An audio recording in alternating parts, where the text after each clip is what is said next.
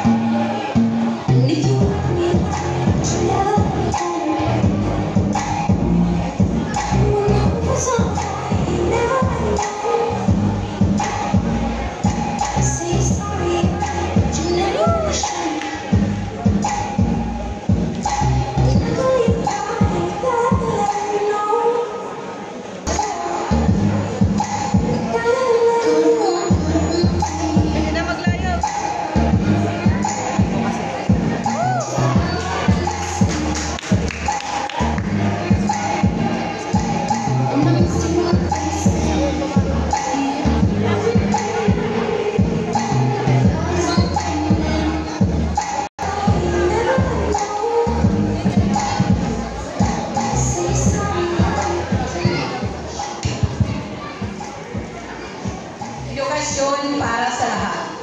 Ang edukasyon ay susi upang marating natin ang ating mga pangarap.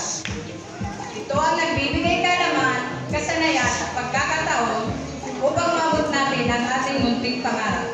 Gayunpaman, maraming mga kabataan ay hindi nakapagtatapos ng edukasyon. Maraming mga guro ang hindi nakapagbibigay ng sapat na edukasyon dahil sa kakulangan ng mga resources. Kaya tayo ay dapat magtulungan upang makamit natin ang edukasyon at umabot ang mga pangarap ng mga kabataan Pilipino. Again, Sarah Teresa Israel, 11 Acacia.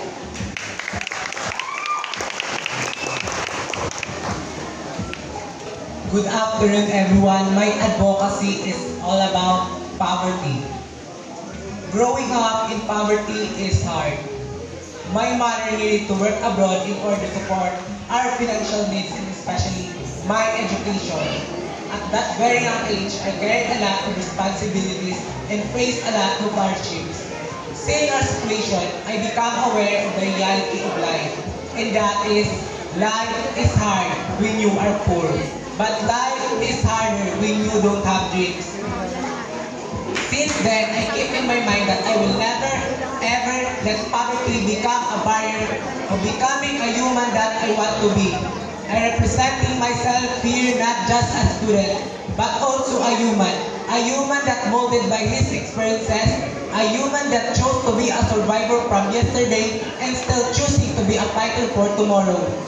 That's why, as aspirational, impactful perfection, I constantly encouraging each of you that do not let poverty, hardships, and defeats stops you from becoming encouraging people and achieving your dreams in your heart. Again, I'm Ronnie Dihara, representing Grade 11 Acacia. Thank you.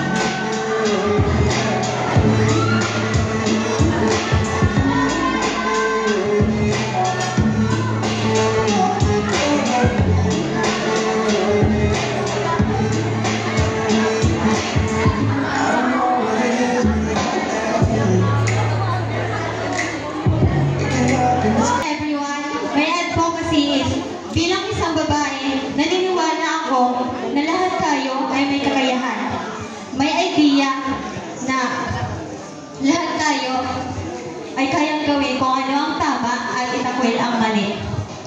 Sana maging halimbawa ito ng inspirasyon na lahat tayo ay may pamamagitan na naniniwala sa pagiging maka-Diyos at makabansa. And my name is Jessie Simfuego, grade 11 Malabe.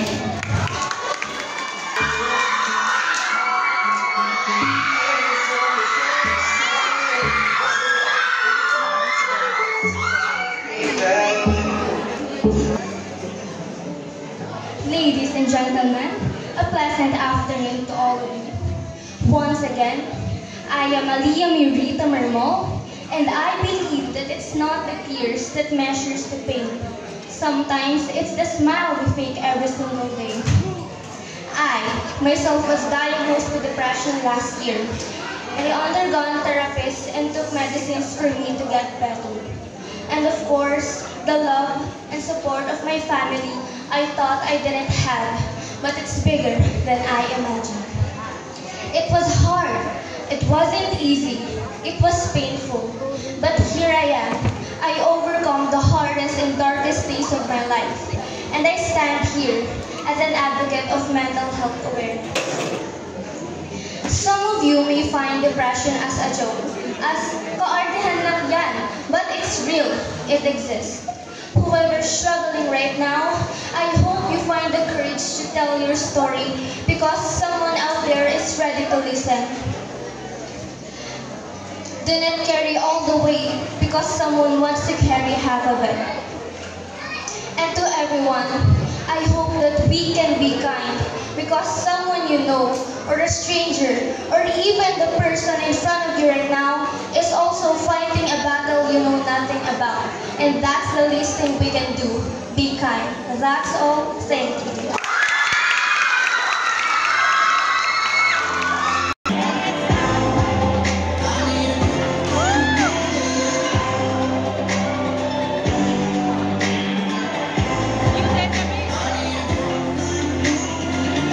Maybe it's 6:45, maybe I'm barely alive. Maybe you're taking my shit for the last time, yeah.